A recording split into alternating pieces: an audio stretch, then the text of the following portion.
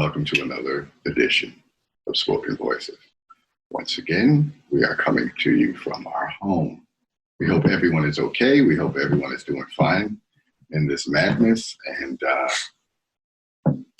it's just another day at home. What do you think? It's okay. I mean, hey, there's always every day is always something coming up. So that's where my head is at right now. Been drinking a lot of coffee. Trying to exercise. Drinking a lot of coffee. Hopefully, thank God I'm not drinking something else. But we hope that everybody is good. And I'm going to start my time on my thing because last show we went over. We were talking for like 30 minutes. Mm-hmm. And because she doesn't know. Anyway. It's a beautiful Saturday, right? It's a Saturday. Yeah, you lose track of time, don't you? Right?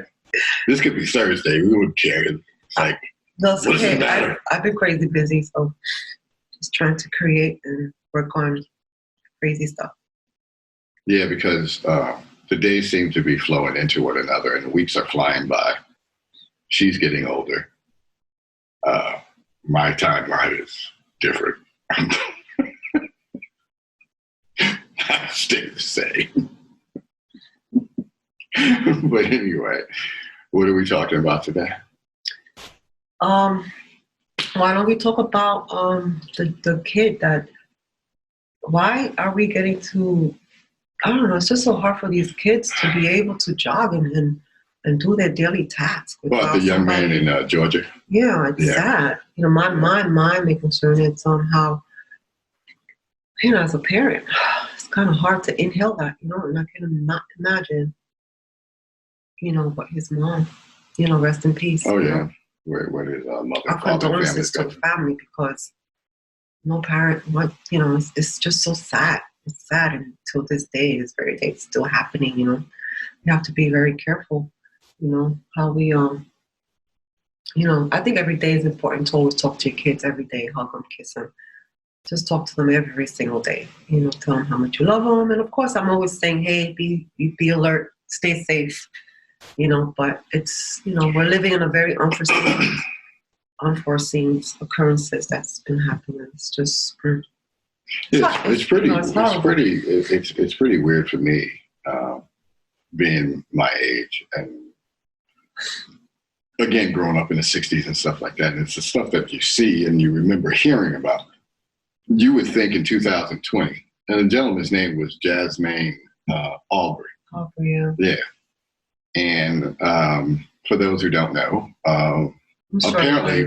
apparently he was jogging in a neighborhood in Georgia, and this retired police officer and his son, I guess, from what the video shows, seems to have tracked him down, got into an altercation with him, and then shot him to death. Until the trial starts, we're really not going to know what exactly transpired. But this happened in February, and the public is just getting information about it now. So, and these guys were just arrested yesterday, I believe. So they were out running around and being free for months. And that didn't make any sense to me, because anybody else, if you kill somebody, you probably would get the ball rolling a lot quicker than this. And I think it had something to do with the fact that he was a retired cop down in the city in Georgia that this had transpired. My question is in 2020, what is the cause of people losing their minds still? And apparently, I'm not going to make a rash judgment or whatever about what happened, because I don't know. But it seemed to have something to do with race. The fact that this black kid was running in a neighborhood, was jogging in a neighborhood, little background, right? If he was a retired law enforcement, we know when someone's carrying a weapon. It's easy to tell. If a person has on a t-shirt and a pair of shorts, the weapon would basically be noticeable no matter where he would try to hide it or whatever. You can see it protruding through his clothes. So first and foremost, they knew he didn't have a weapon. My question is, grown men, and if you have a problem, you want to say, hey, what are you doing in this neighborhood? Which I find stupid anyway. You know, what am I doing in the neighborhood? I'm a human being walking through a neighborhood. What difference does it make? There are no, on this earth, there is no black, white, Latino, Chinese neighborhoods. There's just neighborhoods. It's concrete, trees, grass, and you should be able to walk anywhere that you want to. You know, someone has the first time to ask me, why am I in this neighborhood? And then they would probably get cursed out. Not even probably, they would definitely get cursed out because we're allowed to walk on God's earth anywhere we choose, especially if we're not doing anything. So the whole scenario, it basically frightens the hell out of me for my kids and your kids and any child that's walking the street to be confronted with by somebody with guns and stuff like that, with the possibility of them using those guns on you to kill you like they did this kid who was unarmed. Whatever happened to fighting? You know, they shouldn't have been fighting anyway, but I'm saying, you got a problem with somebody, you put up your hands, you fight, somebody wins, you both lose, everybody's a little humped up and a little bruised and battered. But you get to go home. You get to live another day. You don't wind up dead, and you don't wind up in jail for the rest of your life. I don't understand. It's just amazing to me in this, you know, in 2020, that people are still this ignorant and stupid. Well, it's crazy. Sometimes, well, I don't know what to say to you because I was beaten up every day. So, by my one man in my life. So, you know, what can I say? We're living in a very, very, very critical times, and it's hard to deal with. So, all we can do is, like I keep continually saying, I always got to pray. You got to pray. I always pray to my God. My God is my number one. My God is Jehovah. So things are happening now, you know, and what we can do is just pray for the family, you know, hoping, you know, that they can recover. But then again, you can't, you know, you just, you know, again, I don't know, but it's just so sad to wake up in the morning and then every day you always hear something that's depressing. But we want to make this show about also, you know, we always got to talk about certain things that concerns us. And of course, children, our young adults, our grandchildren, our family, our friends, concerns us, and also the community. You know, we have to stay alert for these young kids out there. And I'm driving, and God forbid I ever see a kid get hurt, I'm going to get out that car, and I'm going to do what I can because it can happen to my kids, our kids. So definitely, you know, we have to just pray and hope that this family can stay strong and know that the world loves them, you know, and God sees everything, you know. Mm-hmm. He sees what's happening. Nobody's going to get away with anything because what goes around comes right back, you know.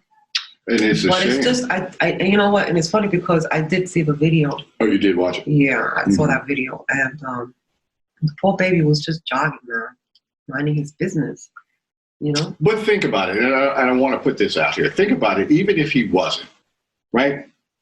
Say he was in a neighborhood and... But then again, why? But say if he was in the neighborhood, right? Mm-hmm.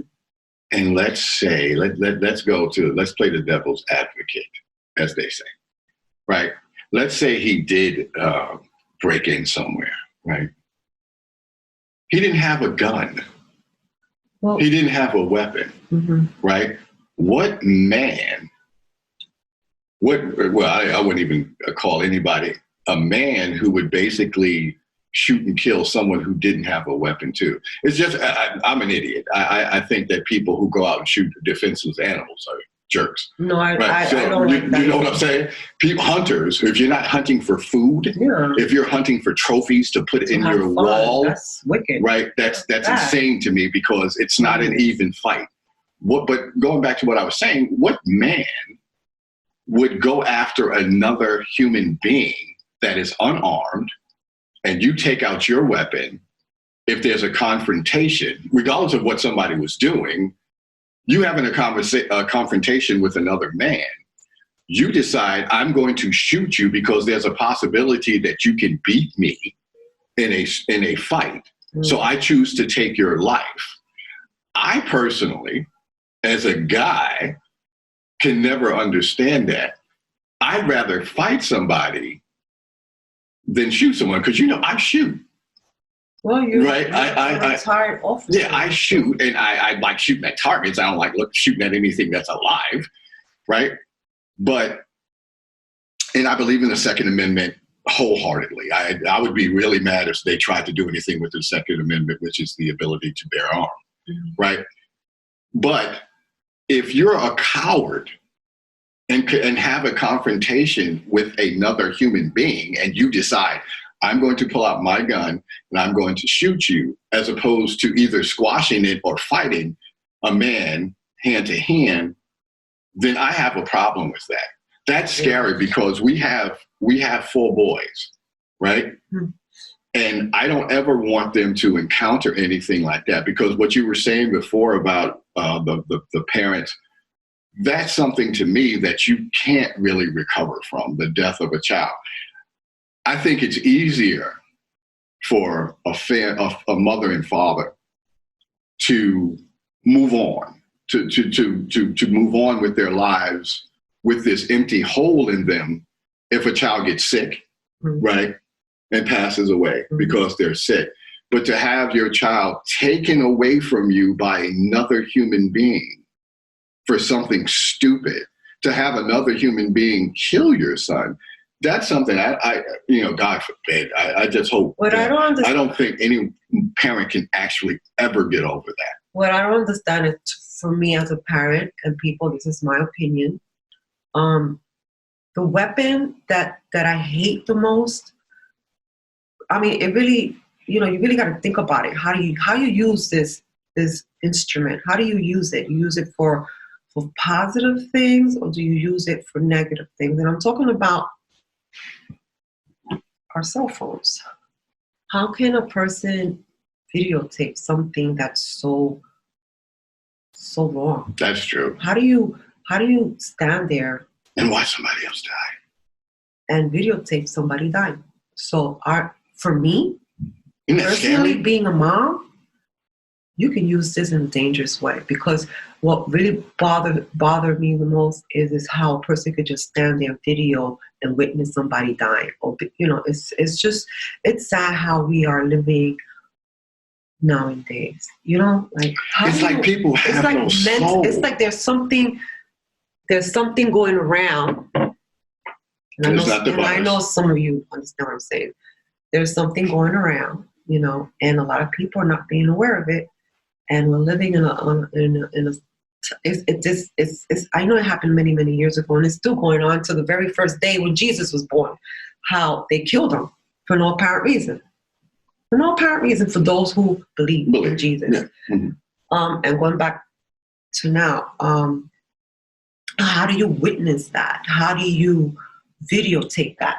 Me being a mom, I know, it's just so hard for me to swallow. It's hard because, we use these instruments, and that's the only thing that came to my mind was, how can that person just stand there and see that happening? Okay, I understand. You have your pros and your cons. You're standing there. I don't know how that video got out. It got out. Oh, quick thing. It's a blessing that it was out. Quick thing. The video came out. The guy who was filming the video was friends with the guys who shot him. Oh, so he was actually videotaping. But there's a lot of that videotape that's been edited by the police. It's and sad. they released that edited version of it. But the video started from the beginning, and he was with the guys in another car, chasing the guy down in the car. I remember as a child how I used to walk the street with, it's just a lot of stuff that was going back in the 60s and 70s. People was just beating up each other, fighting for no reason. Again, a couple of years ago, I don't know if it's still happening. You walk up to a person, you punch them out, and it's just so sad, and especially I want to talk about this also about how we're all like, we go to what's a more dangerous, you said this before, what's a dangerous neighborhood to go to? Probably your own. Yeah, your own, right? You would think. Because, you have your people, these are your people, and we're all just killing one another, and it's, it's just it's sad time, it's a very sad time, and it's hard to stay positive, and it's hard to stay focused, and it's hard to concentrate. You have all these negative things going around you, and and there is something going around, and those of you who read the Bible will understand that, because that's the only way we can be able to stay strong is by being able to open up this book that we have in our homes and just understand. I'm not going religious. I'm just feel that it's I feel that it's so important to be able to, if you want to stay strong, read a book, and stay, take a deep breath and just, we're all going to go to our daily lives, but still, it's so sad to wake up and hear this. But you know how simple stuff is, though, as we think about this. Think about this for a minute. If we all would look at life and say, what would I feel if it happened to me? How would I feel? And that's called empathy, right? To be empathetic to someone is to understand that, and to look at somebody, like if someone is homeless, right? And the thing my father always told me, my father used to always say, by the grace of God, that's not you, right? And again, I don't want to get religious. But the thing is, it's true, though. If you can look at someone and empathize with the fact that someone is sleeping on the street, if you can look at a child and empathize that your child is not going through what a child who has been abused, a child who's been neglected, a child that's in the system that doesn't have a mother and father because they've been abandoned or something happened to their parent. If you can't look at that child and feel empathy in your heart, then there's something wrong with you. And I believe the greater number of people have empathy for one another. And it crosses every racial and color and all that other nonsense. Just as human beings, we feel the plight of other people because we know that we can feel it in ourselves and ask ourselves, wow, what if that happened to me? Did you ever go through, just to get off the subject for a minute, did you ever go through, like in high school, did you ever see somebody get beat up? Did you ever defend them, or would you just walk away? I had a bad reputation in high school because I played sports and stuff, and I was that. I was that person who, people didn't mess with. At all. My thing was, nobody will be teacher now. So. I hated seeing someone being picked on, bothered, whatever, and I would interact, and everybody knew me, so they would kind of like back off because at the end of everything, everybody knew I'd fight anybody. Yeah. Didn't matter who it was. I was a fighter because I was the little brother. Mm-hmm. I had a big brother who used to beat me up all the time, who I love dearly. Yes. Right? Frank used to beat me up. So my thing was, your older brother. My older brother Frank used to beat me up, and we used to fight all the time. So my mentality going through that as a kid was like, well, only he can do that. No one else. I'm not going to allow anybody else to beat me up. So I always wanted to protect everybody else. Someone who was smaller than me, someone who wasn't quite as athletic or whatever, I used to always say, it's something in me. Mm-hmm. I guess it came from my pops. I have to protect this person because they're struggling with this and whatnot. And either I would start fighting the other person or I'd break it up. Well, I know for me, again, I was being up by my dad. My dad was big. I remember he's more like of course he's African American, mixed with Puerto Rican, but he was a real big black man, and when I looked at him, he was like Muhammad Ali. And I mean, you've seen my dad, so he does look like him. So he does look like him. As a little girl, it was hard because like he used to beat me up every day until I got older. Mm-hmm. So when I got older, I noticed, and it's sad because it took me like maybe the beginning of high school where I kind of looked at it and I said, well, hold up. Well, my father's beating me up, right? So when one day I was at a gym, to make the whole story short, this little girl, she was very thin, and this other girl came along and started to beat up on her. Mm-hmm. I don't know what happened.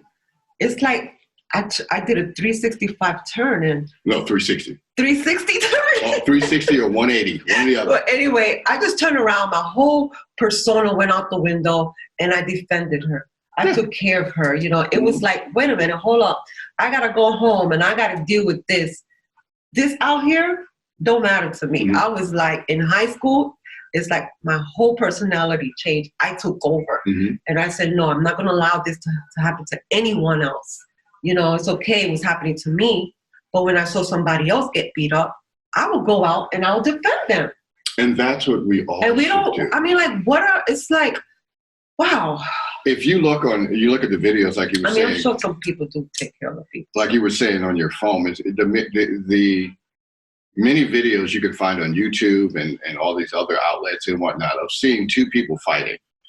That's been going on too. Yeah, it's for years, man. They're filming two people fighting as opposed to saying, let's break this up. And we're talking about kids fighting and adults are taking pictures or anyone fighting, is we don't have the humanity for one another. We're headed for a place that we don't want to be. And I'm telling people that right now. But jumping off. I think it's happening, and it's been happening too long where people just use these equipment. These things are dangerous. For joyride, or they think that it's okay. For life. To be able to gain attention. That's what I think. And we have to be very careful. We have to teach our children. We need to sit down with our children. We need to sit down with them and explain to them how dangerous these devices are, and we need to make sure that we check on their phone, especially when you have teenagers in the house, mm-hmm. and make sure as parents that you teach your children, you talk to your children. You got to find out what's going on up there in their heads because, in other words, be a parent. You're not a friend. Yeah. Be a parent, not a friend. Your kids are not your friends. You don't want, unless you want to hang out with your kids, which would be very weird. And being a friend to your parent, I would never know what that feels like because I'm not my kid's friend. I'm their parent. I'm here to guide them, put them in the right direction, and be a parent. It's like you need to go out jogging with your kids. You got to go jogging with your kids. You got to keep an eye on them because all our boys are being killed. One thing I want to talk about too. We only have a few minutes left. One thing I want to talk about too that's not getting a lot of attention to me is the plight of that's still going on in Puerto Rico. Puerto Rico had a major earthquake. Another one, yeah. In 2 weeks ago, almost 2 weeks ago. I don't see it on the news. They don't talk about it. I don't see it in the paper. I don't see it anywhere. I very rarely see it on the internet. For those who may be a little bit don't know the knowledge of Puerto Rico is a part of the United States.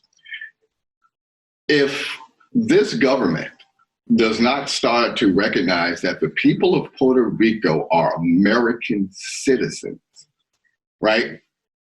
And start taking action and give us more information. There are thousands and millions of people over here with families over in that island, which is an American, it's part of America. We hear very little about it. And I would guess you would probably have to get Telemundo or something like that, a Spanish network, to really get the information out of there. We are treating our fellow Americans like they don't exist. We are treating them like they are a foreign country, that we don't have any kind of connection to them. This too must stop. Those people need help. They need the funding that to bring that island back up, because the next time we get our behinds, our bags packed and ready to get on another plane ride to Puerto Rico so we can go sit in the sun and vacation there, at some point they need to tell us, well, no, you can't come over here though, because there's nothing here for you. But I'm sure there's people out there who are helping them, Well, wouldn't that be good to know, though? Yeah, of course. I understand the virus is smacking us in the head, but there are people over there that's dealing with that, plus the fact that half the island, was devastated by this. It was a big earthquake. Yeah. It was a something point whatever earthquake. It wasn't a small one. Ponce was almost leveled. Mm. That's insanity to me. And we have got to start recognizing that those are our fellow Americans, and we need to do something to help them too, and not just think of the 50 states over here. That's not cool at all. As far as I'm concerned. Our time is up. Can you believe that? Yeah, it's a lot. It's a lot to talk about. It's a lot to think about. And we hope we gave you guys something to think about, something to ponder, and see where you stand on all of this. And, our show is mostly, we want to have a good time. We want to laugh and stuff like that. But this is a show that I just thought needed to be said. And again, we hope everyone is okay. We hope everyone is taking care of themselves. And we want you guys to stay safe. Okay? And always remember, man makes plans, God smiles. And this is a perfect example of it. So guys, take care. We hope that you're all safe and sound. We'll see you on our next show. Bye-bye. I hope we go to the production. Oh, me too. Definitely. Bye, people.